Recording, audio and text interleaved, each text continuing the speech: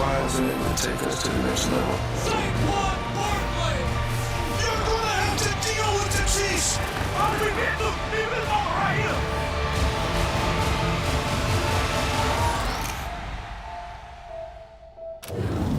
Bottom of the hour from New Orleans, a Super Bowl edition of More or Less. Dominique, 24 completions for Patrick Mahomes, more or less. I definitely think he goes for more. They've been a short passing team, and I think the Eagles are designed to give up the short pass. They're not going to want Mahomes standing in the pocket, allowing Jalen Carter to get after him. They're going to get rid of the ball and and make sure he gets 24 or more completions in this game. Lewis, Saquon Barkley, 120 rushing yards, more or less. I'm going to go with history as far as Steve Spagnuolo is concerned since he's been with Kansas City. I'm going to say less. I'm going to say he's going to keep him under that number somehow, some way. But they know if he goes out there and he's averaging over 32 yards per scoring play, then they ain't going to win the game.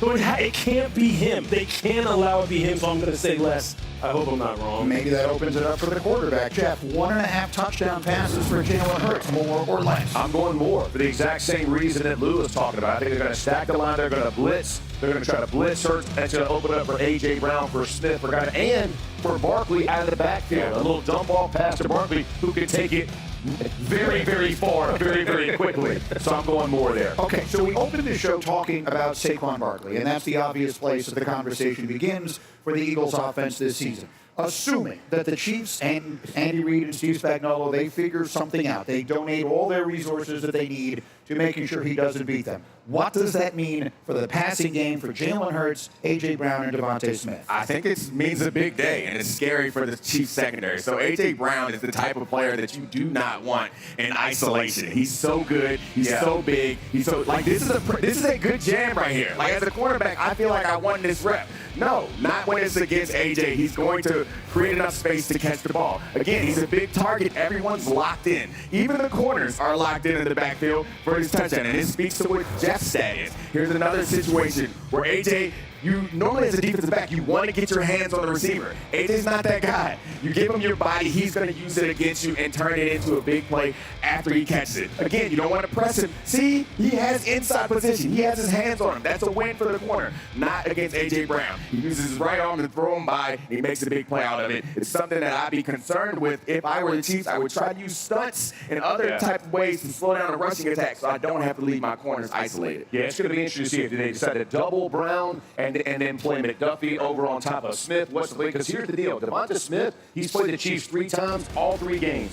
Over 6 yards, over 6 catches each game, over 99 yards each game, and 2 explosive plays each game. So the 3 games he's played, he has been massively productive. Expect a big day out of him if they decide to try to lock out A.J. Brown. Yeah. I mean, really, for me, for the Chiefs secondary, it's about where's the help coming from, as far as when you're talking about A.J. Brown, number 1. And 2, you have to make Jalen Hurts get off of A.J. Brown and get him somewhere else. Because if you do that, what does that do? The clock is ticking, and then Steve can get other free rushers on him. But you have to make him come off of him. If it's too easy for him, if he wins off the line of scrimmage and you don't know where the help's coming from, then you're in trouble as the Kansas City Chiefs secondary. We've seen some stuff this year with the Eagles over the course of their season, including that little ripple that they had there. What's wrong with the passing game? All that kind of stuff. What kinds of things? What kinds of things have they been saying this week in particular? The quarterback. I mean, they feel like they've shown it, right? That they can win the game on Jalen Hurts' arm if they need to. And obviously, it's the biggest game against the toughest defensive coordinator and all that. But Jalen Hurts is confident. He was here 2 years here. He was in the Super Bowl 2 years ago, and he feels like he was talking yesterday how he feels that gives them some help this time they didn't have, right? We talk about the Chiefs being here every year. They know halftime's extra long and all the different things that come with being in the Super Bowl. But the Eagles have guys that were here in the Super Bowl 2 years ago and know that as well. But Jalen Hurts, someone asked him in his press conference yesterday, do you have draw any kind of secret motivation from your doubters? And he said, it's no secret. And that was the whole answer. It was next question. So, no, they believe that he can do it. They believe that they've shown they can do it. Their preference is to open those holes for Saquon and let him run for 60 yards. But if they have to go to the passing game, they have confidence. And I think it's important to remember that Jalen Hurts was awesome in that Super Bowl with the exception of one fumble. So while the experience might help him play better, he didn't have it last time. He was incredible in that game with these talented receivers in the O-line that just like protects him. So I think that getting pressure on Jalen Hurts, like all quarterbacks, they're worse. You got to figure out how Steve is going to try to get pressure on him and force him to attack the middle of the field and not pick on those receivers where they have one. And I want to say this about Jalen Hurts. It's not just the passing game. He is productive in their run game. Jalen Hurts is going to be a centerpiece whether they are running the football or throwing it. Because if Spags decides to blitz to take Saquon, him pulling the ball and getting outside, he can take it 40 and 50. Don't minimize his role because passing yards might look diminished. This game is going to be boiled down to can Jalen Hurts stand up and answer the call. Let me ask you a question, Lewis. Yeah. I always go back to this because you played for Bill Belichick and Nick Saban. So you played for two of the greatest defensive coaches of all time. And my head is spinning listening to all the things the Eagles can do. They've got Saquon Barkley. If that doesn't work, then the quarterback can run. If the quarterback doesn't run, then he's got A.J. Brown. Right. I mean, he's got Devontae Smith. There's so many things. Yeah. So if you're the defensive coordinator, you're Steve Spagnuolo, what is it that you're going into this game saying, all right, we're doing this and we'll live with this? What are you not living with and what are you living with? I mean, really, it's pretty simple. Look, 26 has to be neutralized or contained, period. And that means, look, on first and second down in particular, that will determine the game. Just watch first and second. Again, if that bug on the bottom of the screen says 2nd and 4, 2nd and 3, the Chiefs are in trouble. They're in trouble. If it says 2nd and 9, 2nd and 8, that means on first down, either one, Saquon is averaging 2 yards, 3 yards to pop, 1 yard, and then when it's 2nd and long, now you can unleash all of your pass rush packages. Now you can start getting tricky in the back end as far as changing the picture pre-snap as opposed to the post-snap. And you want to put it in number one's hands. It's as simple as that. And I know people are going to say, well, we have A.J. Brown, we have Dallas Goedert, we have Devontae Smith. Well, in the words of Bill Belichick and Nick Saban, we want to make them play to their weakness. And right now their weakness is can you throw the football consistently? Their strength is this. Look, you're talking about a guy in Saquon Barkley, 20 touchdowns.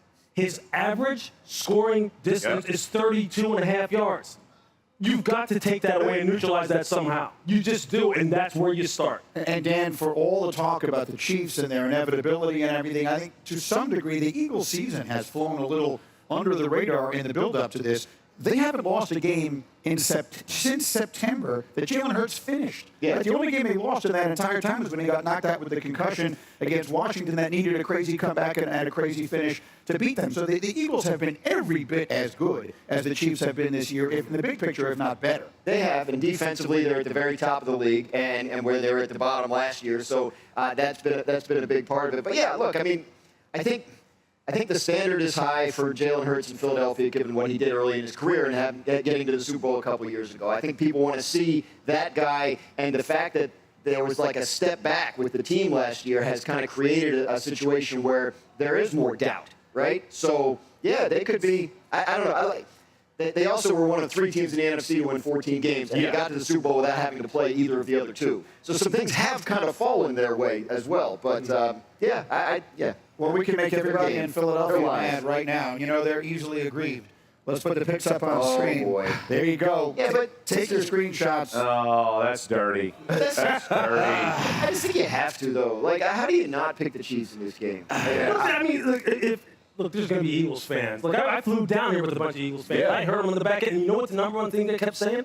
They kept saying, yeah, but they got Andy. And they got Spags. And then there's that annoying guy, number 15. Yeah. Who still always seems to win. They see the same thing. I feel like after we had this conversation about the Eagles and then to put up this pick bar, like it does make me feel kind of stupid. Because we're like, hey, we're going to make the Eagles beat us left-handed. And then you look at their left hand and it has A.J., Devontae as a finger, Dallas Goedert is a finger. Like, their left-handed is pretty good. But you look at the Chiefs' left hand, it's got 3 rings on it. That's exactly right. Yeah, exactly. And you know what? We haven't spent any time talking about the middle finger the Chiefs' offense. Just remember this: the Chiefs' offense is trending this way. Absolutely. Right now, Right. it's not like they have a bunch of bums over there. No. You know what I mean? Yeah, I agree. It's an absolutely outstanding matchup. I don't like that. Take the ball Suggest out. They're tired of it. Talking about a 1.5 point spread in the Super Bowl. You can't ask for better than that. As we Hurts, this is Hurts practicing. I believe we have. You have Saquon. That's Jalen Hurts practicing yesterday. So we have some pictures from here in New Orleans. Jalen Hurts getting himself ready. He's yoked. Second time in 3 years he's back in this game.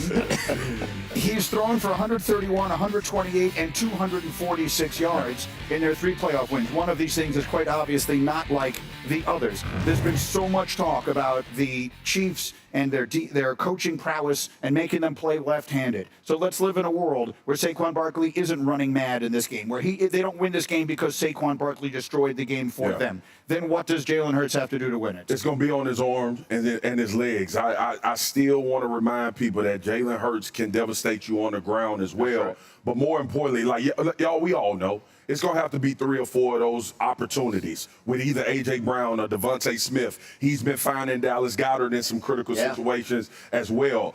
I think Jalen is going to have to. I don't think he's going to have to come into this game and thinking I need to throw for 250, 260. This is a running football team, and I've said it all season long. The Philadelphia Eagles look at their run game like all other teams look at their explosive pass game. But this is going to be a situation where you get those man-to-man opportunities, where you get those crossers when Steve Spagnuolo got somebody bearing down your neck. Your eyes got to be fast. You got to let the ball go with anticipation and hope guys can go make plays. Those will be the 3 or 4 plays I think we sit here after the game and say Jalen made them or he didn't make them, and that's the reason why they won the football game. They're absolutely going to have the opportunities. Yeah. Like, it's going to be out there, and they do have matchup advantages on the field. Jalen Hurts, I think a key to this game is where Jalen Hurts is comfortable attacking. He doesn't want to go over the middle of the field. It's a scary place for a lot of quarterbacks. Can the Chiefs' corners hold up on the outside? And Jalen Hurts also has had some struggles against the blitz this year. Yeah. We know one thing about Steve Spagnuolo is he is going to blitz. So Jalen Hurts needs to go back through all of his film and figure out how teams have attacked him in the blitz and be ready to address that. Here's another thing that has not happened much to Eagle this year. They have not had to play from behind much because their defense is so ridiculously good. And so Jalen Hurts' risk-averse nature has not ever really become an issue. That's right. He has barely turned the ball over since they had their bye after week 4. So let's just live in a world, because we can sort of play out every scenario here, where they are playing this game from behind. Does that you just said he doesn't want to throw the ball in the middle of the field? Yeah. Well, that something is going to have to change in For that sure. scenario. I think that Dominique has said this before, that the Chiefs offense playing keep away and then forcing Jalen Hurts to push the ball down the field. The situation we're talking about, though, Greeny, is that will mean those cover corners are going to have to make those plays, right? You're putting them in danger and risk because of what you're doing. But Devontae Smith is going to be a difference maker, in my opinion. In my thoughts, if I'm Spags, I'm doubling A.J. Brown. I'm putting McDuffie on Devontae Smith because he's played him 3 different times, and all 3 times, 6+ catches, 99+ yards, and 2 or more explosive plays per game. That means he understands how to play this Chiefs defense. You have to do something to settle him. It's not one guy, and then Goddard becomes a feature as well. Quickly, Dan, there have been moments this season where it's been clear Jalen Hurts feels disrespected to some degree in the conversation around this team. What has he said this week? He said in his press conference yesterday, they asked him if he has some secret motivation that he draws from his doubters, and his answer was, "It's not a secret." Like he said, he said the way he says everything, dead serious, right? But That was at Greeny. He knew. He was taking the shot. Exactly, I respected Jalen. Look, I mean, Hey, no, Jalen. Absolutely not. Yes. I have no idea what he's talking about. about. He compared his yards passing in feet. That is an insult. And look at him strange. You know what in feet, that's how he measured They him. had 65 net passing yards in the playoff game. Yeah. That's 195 net passing feet. It's a stat. It is the honest reporting of That's a why it's not a statistic. secret up in here. Hey, you feel it? go ahead. You got to calm down. Let's go. I'm feeling myself. Here we go. Let's play. Math out Let's here. play. How's it going, everybody? Villa Sports Network here. Just want to thank you guys for your support on the channel. Thank you guys for watching the video. Hope y'all enjoyed it.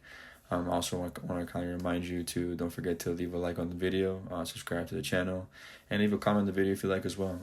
But regardless of the fact, thank you again for your support. and hope to see you on the next video.